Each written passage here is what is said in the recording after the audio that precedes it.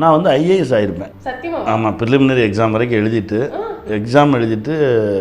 பாதியிலே இல்லையே இது நம்ம ரூட்டு கிடையாதுன்னு சொல்லிட்டு ஓடி வந்தேன் நான்.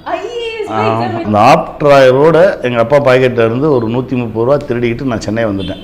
சென்னை வந்து மவுண்ட் ரோடில் இருக்கக்கூடிய நம்ம அந்த ஜிஎன் சிட்டி ரோடுக்கு ஒரு கட்டு வரும், அண்ணா ஃப்ளைஓவரில் ஜிஎன் சிட்டி ரோடுக்கு ஒரு கட்டு போகும், அந்த ஃப்ளைஓவருக்கு அடியில் அங்கே தான் ஒரு ஸ்டேஜ் மாதிரி இருக்கும். அங்கே படுத்திருந்தேன் நான் படுத்திருக்கும்போது ஒரு ஏட்டையாக தான் வந்தார். இதே மாதிரி தான் நம்ம தம்பி ராமையா சார் மாதிரி ஒரு நல்லவர். நான் சென்னையில் வந்து முதல்ல சந்தித்தவர் வந்து ஒரு காவல்துறை அதிகாரி. அவர் ரொம்ப நல்லவர்.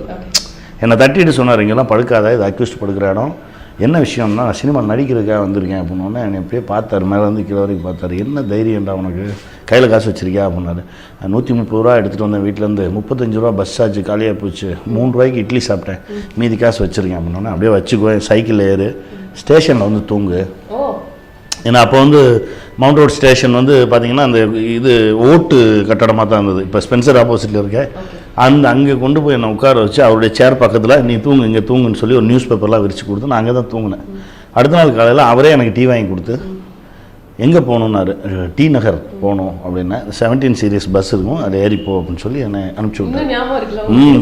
இன்னும் அவர் வந்து எனக்கு கடவுள் மாதிரி தான் பார்க்குறேன். என்னென்னா அதுக்கப்புறம் இப்போ வரைக்கும் நான் வந்ததுலேருந்து ஒவ்வொரு இன்டர்வியூலையும் சொல்லிகிட்டே இருப்பேன், என்னென்னா அது நான் தான். ஏன்னா அவர் என்ன மாதிரி எத்தனையோ பேருக்கு செஞ்சுருப்பார், அது அவருக்கு அது ஞாபகத்தில் இருக்க வாய்ப்பு இல்லை. நான் சொல்லிக்கிட்டே இருக்கேன். அதனால தான் என் படத்தில் பார்த்தீங்கன்னா ஒரு மிக நல்லவராக வச்சுக்கிட்டே இருப்பேன் எல்லா ஏரியாலையுமே. அந்த மாதிரி ஒரு மனிதர் தான் அவர். அதனால தான் சொல்கிறேன், நல்லவங்க நிறைய பேர் இருக்காங்க, அமைதியாக இருக்காங்க.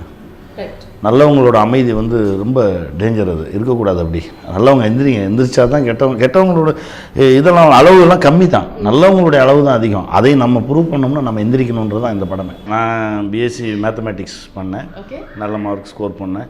அப்புறம் ஐஏஎஸ் ப்ரிலிமினரி எழுதிட்டு இல்லை இது நமக்கு செட் ஆகுதுன்னு சொல்லிட்டு ஓடி வந்துட்டு மெட்ராஸ் வந்து பிஎல் பண்ணேன். அதனால் நான் அந்த பக்கம் தான் போயிருப்பேன். திடீர்னு இடையில தோணுச்சு, ஒரு முறை ரொம்ப டிஸ்டர்ப் ஆனப்போ திடீர்னு சர்ச் பண்ண சொன்னேன். எப்பா அதுக்கு எத்தனை வயசுலப்பா எக்ஸாம் எழுதணும், திரும்ப படிக்க ஆரம்பிச்சிடுவோம் அப்படின்னு தோணுச்சு. என்னென்னா எனக்கு திடீர்னு ஒரு நாள் வந்து ரொம்ப டிஸ்டர்ப் ஆகிட்டேன். ரொம்ப டிஸ்டர்ப் ஆகி என்ன அப்படின்னு தோணும்போது, இல்லை திரும்ப நம்ம படிக்க ஆரம்பிச்சிடுவோம், படித்து அந்த பக்கம் போயிடுவோம், எனக்கு ஒரு மாதிரி ரொம்ப இரிட்டேட்டாக இருக்குது, எல்லா சைடுமே ஒரு மாதிரி மண்டையில் ஏறி உட்காந்து ஒரு சில விஷயங்கள்லாம் நடந்தது. அப்போது திரும்ப படிக்கலாம் அப்படின்னு சொல்லி சர்ச் பண்ணி தேடும்போது, இல்லைப்பா அதுக்கெலாம் வயசு பாராயிடுச்சுப்பா அப்படின்ட்டாங்க. ஏன்னா அதுக்கு ஒரு குறிப்பிட்ட ஏஜ் இருக்குது, 30-35 வயசுக்குள்ளே நீங்கள் பாஸ் பண்ணால் தான் நீங்கள் ஐஏஎஸ்க்குள்ளே வர முடியும். 35 தாண்டியாச்சுல, 38 ஆச்சுல. இப்போ ஒரு 6 மாதத்துக்கு முன்னாடி சொன்னேன். 6 மாதத்துக்கு முன்னாடி படம் பாதி எடுத்துகிட்டு இருக்கும்போதே ஒரு நாள் ரொம்ப ஒரு மாதிரி ஆயிடுச்சு. நான் திரும்ப படிக்கிறேன் அப்படின்னேன். வேணா திரும்ப லாயராக வேணா போகலாம், அது என்னன்னு பாரு அப்படின்னாங்க. அதெல்லாம் போக மாட்டேன், நான் இங்கிட்டு போகிறேன். ஆமாம் வந்துட்டு